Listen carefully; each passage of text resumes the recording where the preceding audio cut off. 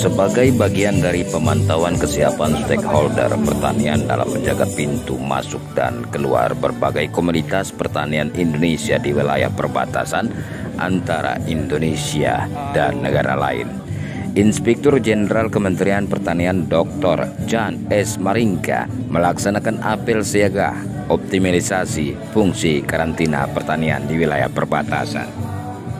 Apel siaga dilaksanakan di pos lintas batas negara PLBN Sabatik perbatasan Republik Indonesia dan Kerajaan Malaysia pada tanggal 12 November 2022. Inspektur Jenderal Dr. Jan S. Maringka menjelaskan apel siaga hari ini di PLBN Sabatik merupakan rangkaian kegiatan pemantauan di perbatasan Indonesia. Perbatasan-perbatasan yang telah dipantau oleh Inspektur Jenderal yaitu Sabang, Merauke, Miangas, Pulau Rote, PLBN Etikong, PLBN Terpadu di Distrik Sota, dan PLBN Motain Kabupaten Belu, Provinsi Nusa Tenggara Timur. Pemantauan di perbatasan ini dilakukan dalam rangka memastikan ketersediaan dan ketahanan pangan di titik terluar Indonesia. Hal ini pun menunjukkan komitmen Kementerian Pertanian dalam mewujudkan keamanan dan ketahanan pangan di titik-titik terluar Indonesia.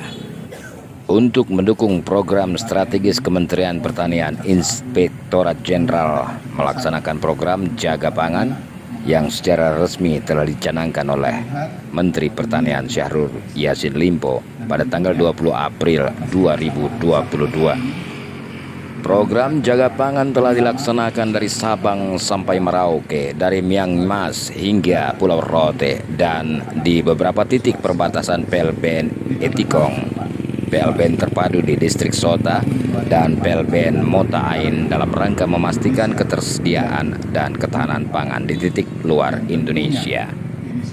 Upaya yang sudah dilakukan Balai Karantina Pertanian Kelas 2 Tarakan dalam menjaga ketahanan pangan ialah melakukan pemeriksaan, baik pemeriksaan administrasi maupun fisik terhadap komoditas pertanian yang dikirim ke Malaysia maupun yang masuk dari Indonesia.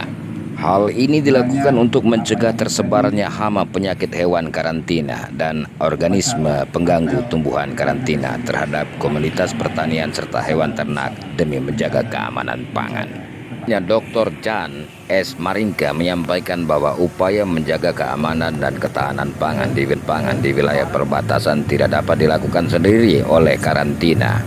Untuk itu dilakukan juga patroli perbatasan bersama dengan melibatkan TNI, Polri, Badan Pengelola Perbatasan Daerah Distrik Sabatik. Tentu yang pertama tugas dari Kementerian Pertanian adalah menyediakan ketersediaan bahan pangan. Nah tentunya kita melihat bahwa selama ini ketika dunia menghadapi krisis pangan, Indonesia justru mendapatkan penghargaan dari internasional atas ketersediaan pangan nasional, terutama beras.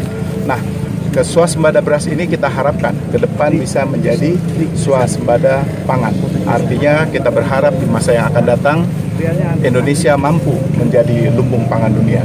Nah, ini tentu tidak dapat dilakukan oleh Kementerian Pertanian sendiri. Kita perlu sinergi, kita mengajak kerjasama TNI, Polri, aparat penegak hukum, khususnya kejaksaan dan kepolisian untuk menunjukkan bahwa ini adalah tanggung jawab komitmen bersama dalam rangka mewujudkan Indonesia sebagai lumbung pangan dunia.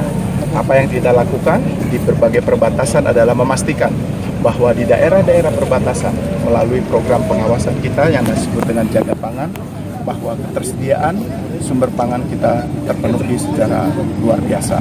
Nah ini tentunya kita harapkan tidak menjadi persoalan-persoalan ke depan karena kita mengharapkan tentu ini harus berlanjut di berbagai wilayah Indonesia lainnya. Ya, kemarin kita sudah bekerja sama dengan dinas juga provinsi, mereka akan menyediakan.